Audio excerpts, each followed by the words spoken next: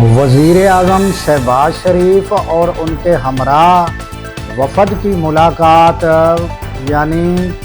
Chief justice سے ہوئی ہے، اور اس کے علاوہ پھر پی ٹی آئی حزب اختلاف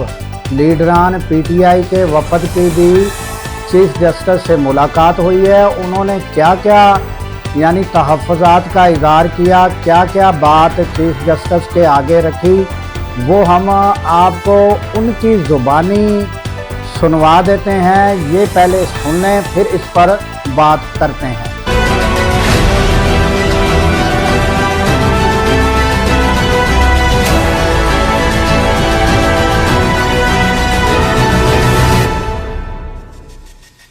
ہوگی وہاں پہ آپ کی اکنامک گروتھ نہیں ہوگی، آپ کی معیشت نہیں بڑھے گی، ملازمتیں نہیں ہوں گی، آپ کی افراد زر کنٹرول نہیں ہوگا، آپ کے ملک میں انویسٹمنٹ نہیں ہوگی، اور حکومت اور معیشت نہیں چل سکے گی۔ یہی وجہ ہے کہ آپ کی جو لارج سکیل مینوفیکچرنگ ہے، چیف جسٹس صاحب کو ہم نے بتایا کہ آج کی فگرز دیکھ لیں کہ آپ کی لارج سکیل مینوفیکچرنگ جو بڑی انڈسٹری ہوتی ہے، جو کہ کسی بھی ملک کا انجن ہوتا ہے معیشت کا، اس کا بجائے وہ بڑھنے کے وہ 2% سے سکڑ گیا ہے۔ آپ کی بے روزگاری بڑھ رہی ہے، افراد زر بڑھ رہی ہے، قوت خرید کم ہو رہی ہے۔ یہ وہ ساری چیزیں ہیں جس کو آپ کو ایڈریس کرنا پڑے گا۔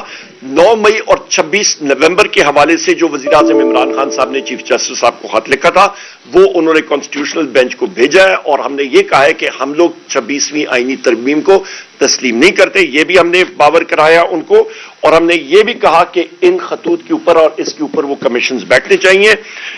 میں نے آپ کو پی ٹی آئی ایکٹیوسٹ کے بارے میں بتایا کہ ہمارے جو ورکرز ہیں، ہمارے ساتھی ہیں، ایکٹیوسٹ ہیں، ان کو ملٹیپل متعدد آپ کے فیک کیسز میں انوالو کیا جا رہا ہے۔ پروڈکشن آرڈرز کے بارے میں بات کی کہ یہ ہمارے ساتھیوں کا، اعجاز چودھری صاحب کے پروڈکشن آرڈرز، باقی ہمارے پارلیمنٹیرینز کے پروڈکشن آرڈرز، کون سا آئین، کون سا قانون، کون سے رولز، جب یہ ساری چیزیں نہیں ہوتی ہیں اور پارلیمنٹیرینز کے پروڈکشن آرڈرز اور کورٹس کے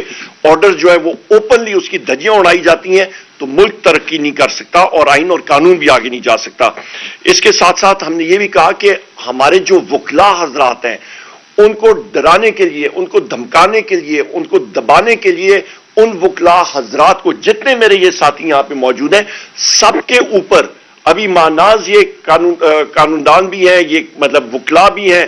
اور پارلیمنٹیرینز بھی ہیں، پر ان کے اوپر ملٹیپل ایف آئی آرز لگی ہوئی ہیں، فیک ایف آئی آرز لگی ہوئی ہیں، ہمارے دہشت گردی کی ایف آئی آرز لگی ہیں، ہمارے جتنے وکلا حضرات ہیں آئی ایل ایف کے اور باقی بھی، ان کے اوپر بھی، وجہ کہ وہ اپنے موکل کے جا کے وہاں پہ ریپریزنٹیشن نہ کر سکیں، بات نہ کر سکیں۔ اس کو ہم نے بہت مطلب سختی سے اس چیز کو باور کرایا، اور پھر ہم نے بتایا کہ پولیس کا اور جو پولیس گردی اور جو اسٹیٹ ٹیررزم ہو رہا ہے پنجاب میں، اس کے بارے میں ان کو باور کرایا، اور انٹیلیجنس ایجنسیز کا جو منفی رول ہے، جو 6 آپ کے اسلام آباد ہائی کورٹ کے جج صاحبان نے خط لکھا تھا، اور اس پہ انہوں نے لکھا تھا کہ انٹیلیجنس ایجنسیز کا کیا منفی رول ہے۔ اینٹی ٹیررسٹ کورٹ سرگودا کے جج صاحب نے جو خط لکھا تھا، اس کے بارے میں ہم نے بات کی۔ ہم نے کہا جی یہ جوڈیشری کو پروٹیکٹ کرنا آپ کی ذمہ داری ہے، بحیثیت چیف جسٹس آپ کی ایک لیگیسی ہونی چاہیے کہ آپ نے آئین اور قانون کی بالادستی کے لیے اقدامات اٹھانے ہیں۔ تو یہ وہ ساری چیزیں ہیں کہ ہم نے سب کے ساتھ جو ہے وہ باور کرائیں، اور بڑی طویل میٹنگ تھی، اور میں اپنے جتنے ہمارے ساتھی یہاں پہ ہیں، ہر ایک ساتھی نے اپنا ویو پوائنٹ وہاں پہ دیا۔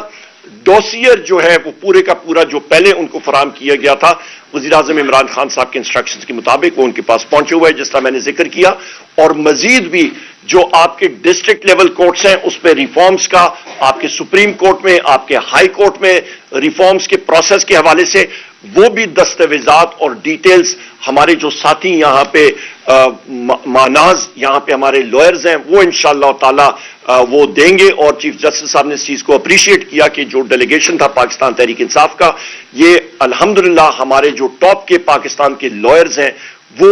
ان کی ریپریزنٹیشن وہاں پہ ہو رہی تھی، اور بہترین انہوں نے اپنا وہاں پہ ویو پوائنٹ دیا۔ بہت شکریہ جی، اوور ٹو یو سر۔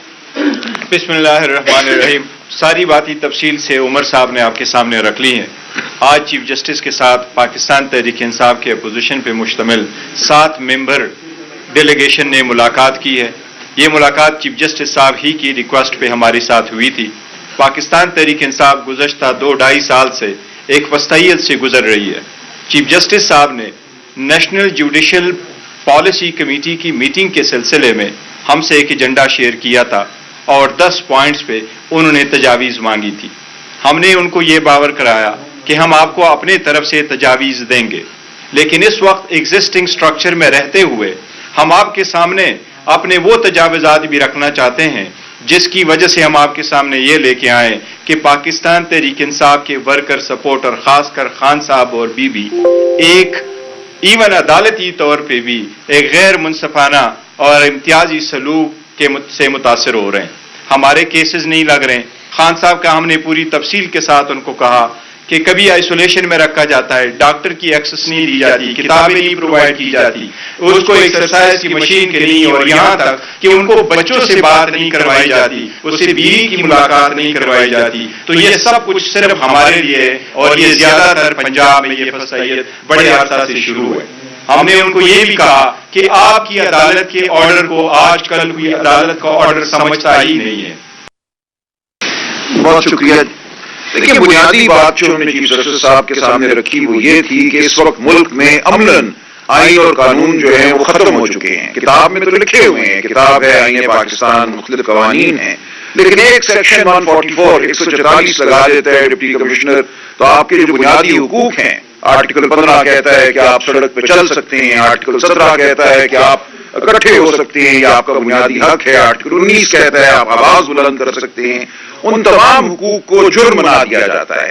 تو اس وقت یہ صورتحال ہے کہ عدلیہ اگر یہ سب کچھ ہونے دیتی ہے تو اس میں شریک بن جاتی ہے۔ تو ہم نے بڑے واشگاف الفاظ میں کہا کہ ملک میں اس وقت عملاً آئین اور قانون نہیں ہے، اور یہ عدلیہ پہ اب ذمہ داری آتی ہے کہ وہ ایسے احکامات جاری کرے کہ آئین اور قانون کی بالادستی ہو۔ یہ نہ ہو کہ ایک شخص جو بات کرتا ہے اس کے اوپر 100 مقدمے بن جائیں ملک کے ہر گوشے میں، کہ وہ تمام عمر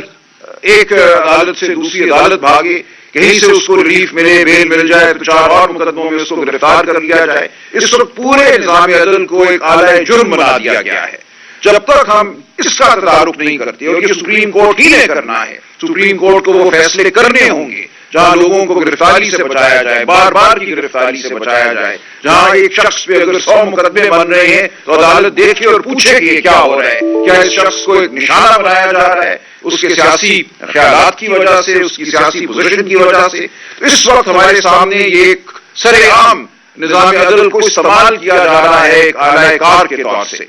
اگر عدلیہ اس میں مداخلت نہیں کرتی تو پھر پاکستان کی عوام بالکل اپنے ہاتھ میں لینے پہ مجبور ہیں تمام معاملات کو، اسی لیے ہم پھر سیاسی جدوجہد کی جانب بڑھتے ہیں۔ سیاسی جدوجہد ہمیں واحد راستہ نظر آتی ہے، کیونکہ عدالتوں سے ہمیں اب تک وہ ریلیف نہیں ملی جو ہم سمجھتے ہیں ہمیں ملنی چاہیے۔ عمران خان کو وہ ریلیف نہیں ملی۔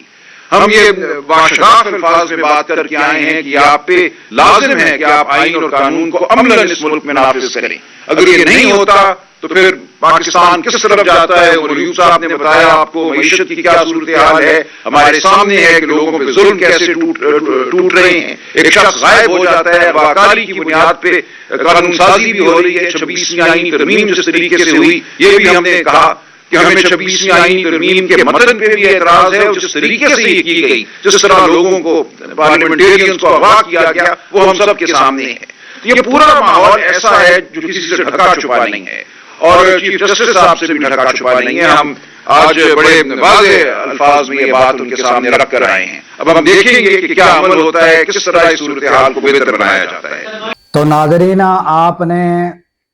یہ جو پی ٹی آئی کی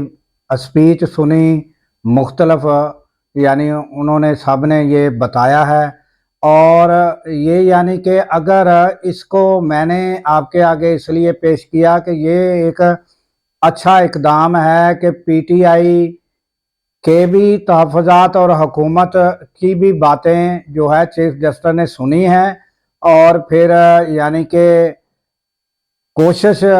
ہونی چاہیے کہ یہ کوئی اچھا یعنی کہ کوئی عدالتی جو بحران ہے اس میں سے کوئی اچھا حل نکلے، اور تاکہ جو پی ٹی آئی کے تحفظات ہیں وہ دور ہوں، اور یہ آنے والے دنوں میں یعنی کہ پتہ چلے گا کہ یہ جو بھی تحفظات उन्होंने चीफ जस्टिस के आगे रखे, उन पर